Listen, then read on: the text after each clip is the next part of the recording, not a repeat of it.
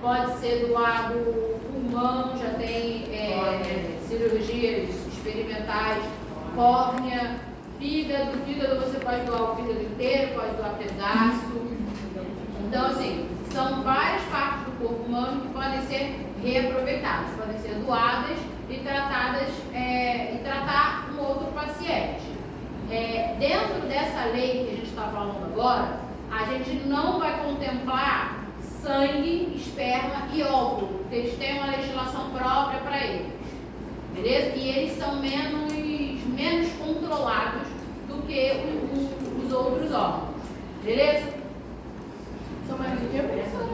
Eles são menos controlados. É mais fácil de você doar sangue, por exemplo, ou uma doação de esperma, doação de óvulo, do que você doar um órgão. Então, sangue, esperma e óvulo, eles têm uma legislação própria. Óvulo.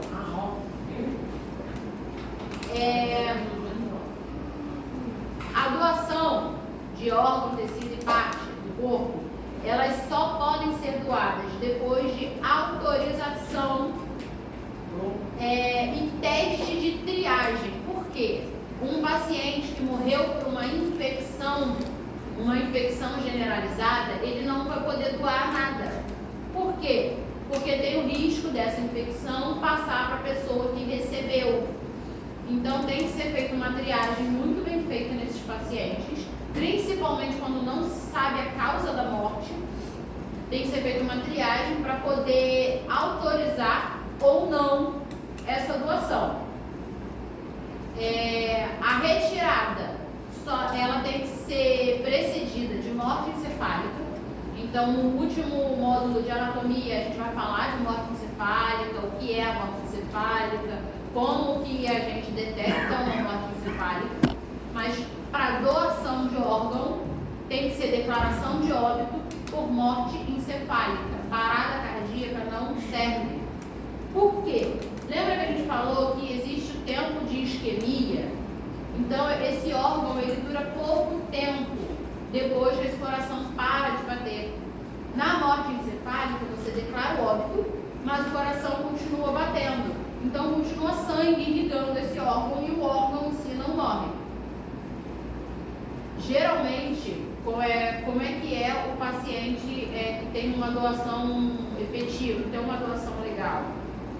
É o paciente de acidente, trauma crânioencefálico, que aí causa uma lesão só no cérebro e preserva os órgãos. E aí esse paciente ele consegue doar, porque os órgãos eles vão continuar sendo perfundidos, eles não têm danos a esses órgãos. Mas, por exemplo, o paciente que, por exemplo, ele foi um trauma crânioencefálico, mas durante o acidente ele teve uma perfuração abdominal. Ele já não pode mais doar. Lembra que a gente falou do peritônio? Lembra que a gente falou que o peritônio, quando está uma infecção no peritônio, ele é muito fácil de se espalhar uma infecção? Então, quando você tem uma lesão perfurativa contaminada, vamos supor, um acidente de carro, um acidente de moto, a chance de infecção é muito grande. Então, esse paciente já não pode doar. E é por isso que a gente tem tanta dificuldade de conseguir doadores. Porque para você conseguir doar, você tem muito critériozinho para seguir. Beleza? Professora, aqui no Brasil, as pessoas não têm o costume de dizer se vai doar ou não vai. Vamos fazer o que a gente vê em filmes e séries, que todo mundo praticamente já sabe se vai ou não. Então, como é que é o processo aqui? Você tem que estar pedindo a pessoa que você pode doar? Como é que é isso? Então, vou entrar nessa parte. Perdeu. É justamente o que está escrito aqui. Quem que autoriza? Não está mais. Não tem mais na carteira. Em nenhuma documentação. Por quê? Quem que autoriza a doação de órgão? É o familiar. É sempre o familiar. Existem casos em que pode ser feito um documento por escrito, deixado lá com um advogado, mas geralmente a família entra com recurso. Então, quem vai autorizar a doação de órgão, e aí a gente está falando de doação de pessoas falecidas, quem autoriza é o familiar.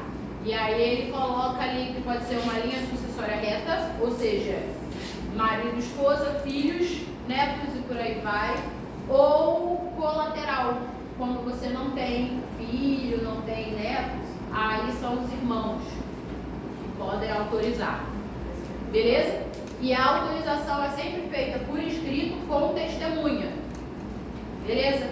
Reconhecimento em cartório, essas coisas? Não, só precisa ter a testemunha e ser feita por escrito. Normalmente é feita no próprio hospital, porque assim que é autorizada a doação de órgão, a equipe toda de saúde ela vai ser mobilizada para tratar esse corpo, que já não é mais uma pessoa, já foi declarado óbito, para manter esses órgãos viáveis na maior quantidade de tempo possível. Porque o coração continua batendo? Continua, mas o corpo ele passa a ter várias reações que a gente tem que ir apagando o fogo. Um exemplo é que o paciente, quando faz uma morte encefálica, ele tem uma tendência a fazer primeiro um pico hipertensivo e depois uma hipotensão não reativa. O que é uma hipotensão não reativa? A pressão dele vai caindo, você faz soro e ele não responde.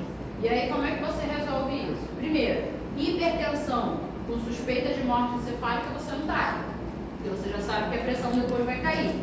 E na hipotensão você já entra com medicação para manter essa pressão, só que ao mesmo tempo você tem que tomar cuidado com o rim, porque a medicação vai fazer lesão renal, e aí você também quer doar esse rim. Então você vai ali apagando o fogo e tratando os sintomas conforme eles forem aparecendo, beleza? Tem alguma chance de quem, tipo assim, eu considerado como morte encefálica, mas eu posso usar? Não. É morte. Morreu, é óbvio. Você tem a declaração de óbito. Quando você já tem a declaração de óbito, se o familiar não autoriza. Não, mas a pergunta dela é uma pergunta até comum.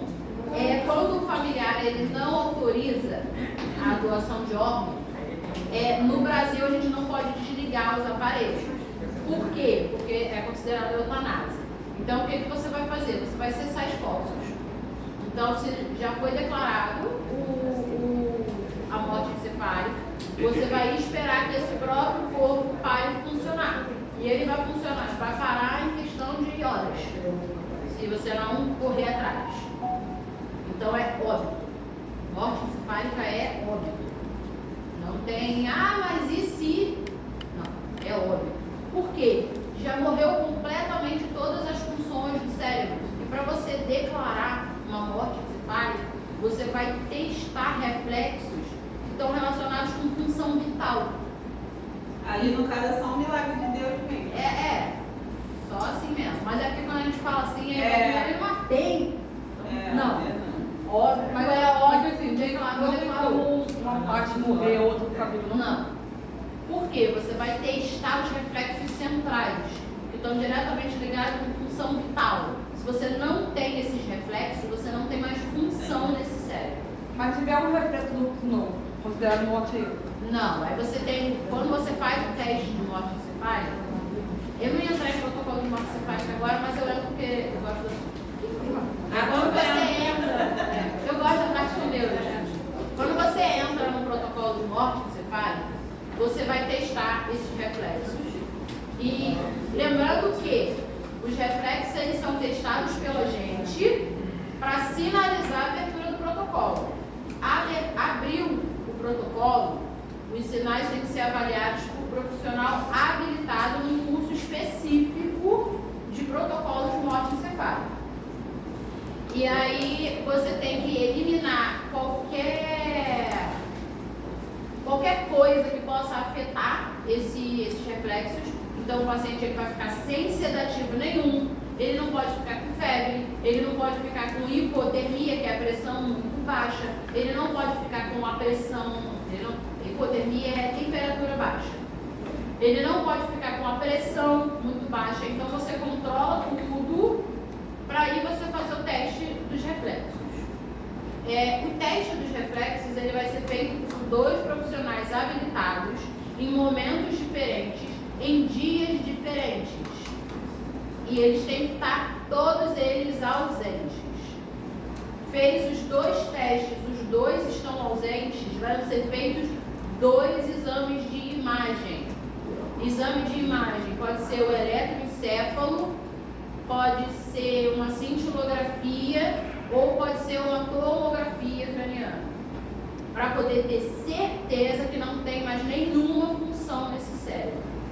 Beleza? Quando a gente entrar em anatomia, que a gente tiver o sistema nervoso central, eu vou explicar para vocês como é que são os reflexos, como é que a gente testa. Por quê? Vocês não vão fazer o teste dentro do protocolo, mas vocês podem perceber a ausência desse reflexo e sinalizar. Ó, ontem ele tinha um reflexo tal, hoje está sem. Então a gente pode começar a pensar. E lembrando que quanto mais cedo a gente pensar em abrir esse protocolo, mais tempo viável a gente vai ter de órgão. E lembrando que conseguir órgão para doar é difícil, então a gente tem que fazer o máximo possível para conseguir doar. Beleza? Professora, já porque não precisa ser com morte cerebral, tá? Não, então, quando declara morte cerebral, é óbito, não tem como voltar, já morreu. O que acontece, o que já aconteceu comigo, o que pode acontecer, é durante o protocolo de morte encefálica, enquanto você está fazendo os testes, um paciente passou no primeiro teste, não tinha reflexo, no segundo teste ele apresentou reflexo. Aí você fecha o protocolo e continua tratando o paciente. Você não declara óbito. Quando você fecha um protocolo de morte encefálica com morte encefálica, é morte, o paciente morreu. Beleza? Crianças, doação de tecidos, de órgãos, pós-óbito, de criança, quem autoriza vai ser ambos os pais. Os 2 têm que autorizar. Ah, mas não tem os pais. Então ele tem um responsável legal. E é o responsável legal por essa criança que vai autorizar. Por isso o pai não sumiu. Não pode ser o pai sumiu. Ele vai ter um responsável ali por lei, ele tem alguém que é responsável por ele. Não, tem a mãe, mas o pai sumiu. Essa é a mãe. Então a mãe é responsável legal. Beleza? É vedada. Lembra que eu falei antes? Se é vedado, é proibido. Remoção de órgão após falecimento de pessoas não identificadas. Então, vamos supor, um morador de rua que não tem identidade, não tem CPF, ninguém sabe quem é, internou, morreu, morte encefálica, pode doar? Não. Não pode doar. Por que aconteceu isso? Não, por que acontece isso? Porque é uma tentativa de inibir mercado negro. Porque as pessoas que elas não são identificadas, as pessoas que elas são tidas como indigentes, elas são mais vulneráveis. Entendeu? Então, vamos supor, entre o indigente e fala assim, a gente está precisando do coração, né? Ninguém vai ligar para esse cara. Entendeu? Porque na prática, essas pessoas, elas são muito desprotegidas. Elas não têm ninguém para proteger. O salário do filho, não era esse? Isso. Eles estavam... Mas ali não era nem para doação de órgão, não. Mas era para liberação de leito livre. Era para liberação de leito livre. Então, não pode, em hipótese alguma, pessoa não identificada não pode doar. Ah, mas teve morte encefálica declarada. Não pode. Ah, mas os órgãos estão viáveis. Não pode. Beleza? Vamos lá. Quem doa é só quem morreu? Não. Não, uma pessoa viva também pode doar órgão. E aí ela só pode doar órgãos duplos. O que são órgãos duplos? Pulmão, a gente não tem 2. Rim, a gente não tem 2. O único órgão que não é duplo e que uma pessoa viva pode doar. Vou doar meu coração. Não, é o fígado.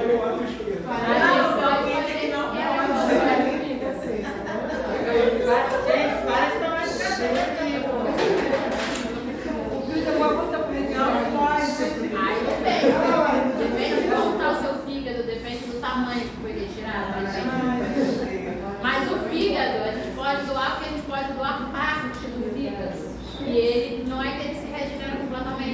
ele consegue cicatrizar e ele consegue funcionar sem a sua totalidade. A gente pode doar para cônjuge e familiares até o 4º grau. Mas a gente também pode doar para pessoas desconhecidas com autorização judicial. Só que existe um porém. Você pode doar para alguém desconhecido, mas a pessoa desconhecida não pode fazer uma campanha de arrecadação. Estou precisando de um órgão que não sei o quê. Não, quando você vai doar para uma pessoa desconhecida, você doa às cegas. A pessoa ela não pode fazer uma campanha para isso. Ela não pode pedir um órgão. Mesmo que ela esteja precisando, mesmo que ela esteja na fila, ela não pode pedir um órgão. Beleza? Que isso? Comprar? Compra? Não. Deve ser justamente. Também para ir a venda. É permitido? Não é permitido. Existe, você sabe que existe. Mas eu não medo meu fígado, eu tenho que ir lá. A gente vai pegar no meio. Assim, a pessoa que vai dar um fígado de alguém, ela vai contar no meio, vai dar 24 horas. Aí eu achei muito fácil, porque eu trabalho na lei. Não sei como é que a gente funciona. Tá vendo pra mim que é um cara. Volta, gente. No final, tá mediante autorização judicial dispensar em relação à medida óssea. A medula óssea. Medula Por quê? A medula óssea você pode doar para um banco de medula. E aí o banco vai fazer essa intermediação e aí você não precisa da autorização judicial. Justamente porque a medula óssea ela é mais simples e é mais difícil de ter algum dano para o doador. O que está no segundo quadrinho, que está maior, é justamente que você não pode fazer uma doação que vai resultar em prejuízo para você.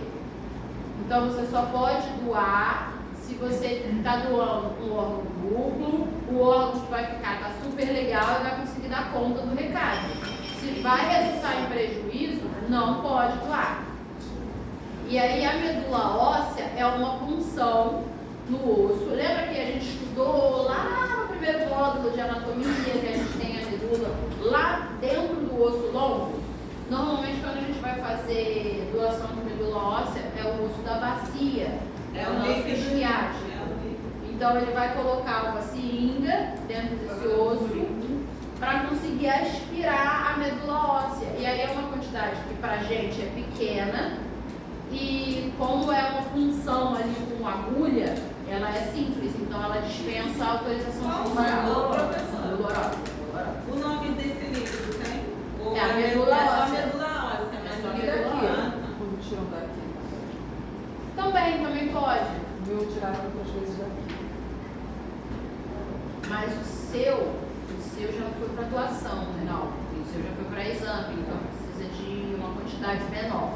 Quando você precisa tirar uma quantidade maior para doação, você precisa de um osso maior, porque aí ele vai ter uma quantidade maior e aquela quantidade que você vai tirar vai fazer menos diferença para ele. Então, por isso que normalmente é o da bacia. Eu tive alguma coisa tirada das minhas costas. Não, aí foi outra coisa, aí foi medula espinhal. É isso. Quando a gente entrar lá em sistema nervoso, a gente vai falar de medula espinhal. É diferente. O seu foi coleta de líquido. É uma substância diferente. E aí o líquido você só colhe para exame, você não faz doação. Para que a gente faz doação de medula óssea? Medula óssea a gente vai fazer doação para as pessoas que têm leucemia.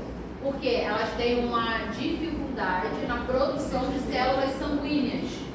Então a gente vai doar a medula óssea para que ela tente renovar a medula óssea dela para que ela consiga produzir novas células do zero.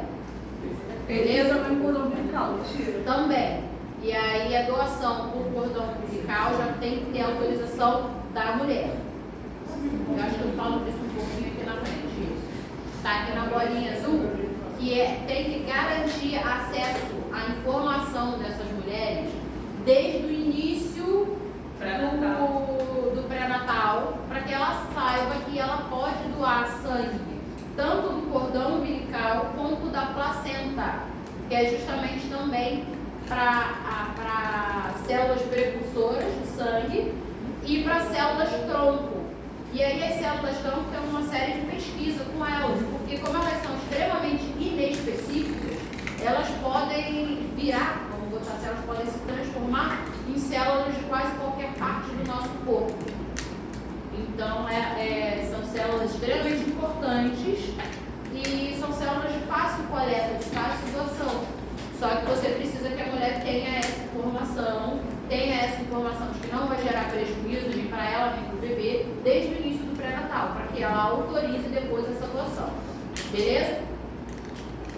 A doação com um doador vivo, ela tem que ser feita por escrito e também diante de testemunhas, especificando qual é o órgão que ele está autorizando. Se tiver com os 2%, porque só vai para. poder ser retirado aquele órgão que ele autorizou. E essa doação ela pode ser revogada a qualquer momento, antes da concretização. Então, antes do momento da retirada do órgão, essa doação ela pode ser revogada, ou seja, ela pode ser suspensa, tanto pelo doador quanto pelo responsável legal a qualquer momento. Então, mudou de ideia, agora você já assinou, não pode mais voltar atrás? Isso não existe. Pode voltar atrás, sim. E não pode surtar, tipo assim, porque deu pra ela pro meu filho, não quero meu filho de bom, como fazer isso, né? Não, você já tirou. Entendeu? Lembrando que a gestante, ela não pode doar, exceto quando se trata de medula óssea e quando esse ato não trouxer risco para ela. Por quê? Um procedimento cirúrgico não necessário para essa gestante vai ser um estresse desnecessário, com risco de antecipação desse parto. Então, no geral, o gestante não pode doar. Beleza? É crime com direito à cadeia.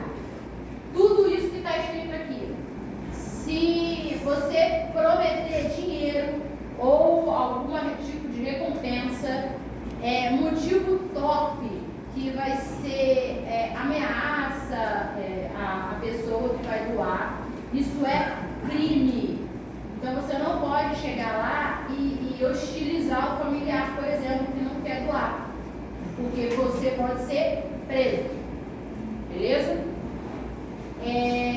Se a doação feita em pessoa viva e ela não tomar os cuidados necessários para que essa pessoa não sofra sequelas, e aí na legislação tem uma listagem de sequelas, eu trouxe só sequelas em geral, que aí pode ser a pessoa ficar inabilitada para trabalho, risco de vida. Se a pessoa foi autorizada a doar e ela sai com uma sequela dessa, a pessoa que praticou essa doação, o profissional que realizou essa retirada de órgão é preso, também é crime. Beleza? Compra e venda de tecido, órgão, parte do corpo é crime. Beleza? E da mesma forma que é a mesma pena para quem compra e vende, é a mesma pena para quem facilita. Então, para quem fala assim, eu não comprei, eu não vendi, eu só deixei ele entrar lá para retirar o órgão, também vai ter a mesma pena. Então, a gente não pode fechar os olhos para esse tipo de coisa. E se você realiza um transplante ou um enxerto de algum tecido, você sabe que foi obtido fora dos termos da lei, a pessoa também vai presar. Beleza? Não pode. Lembrando que as equipes e as instituições que vão realizar tanto a retirada quanto a colocação desses órgãos, as duas coisas geralmente são realizadas no mesmo local, quando é possível. Quando não é possível, o transporte do órgão tem que ser feito o mais rápido possível. justamente por causa do tema de isquemia. Esses locais, eles são autorizados pelo Ministério da Saúde. Então, se você sabe que um órgão foi retirado numa instituição e não tem autorização para isso, você não pode realizar esse transplante. Senão você também vai ser penalizado. Beleza?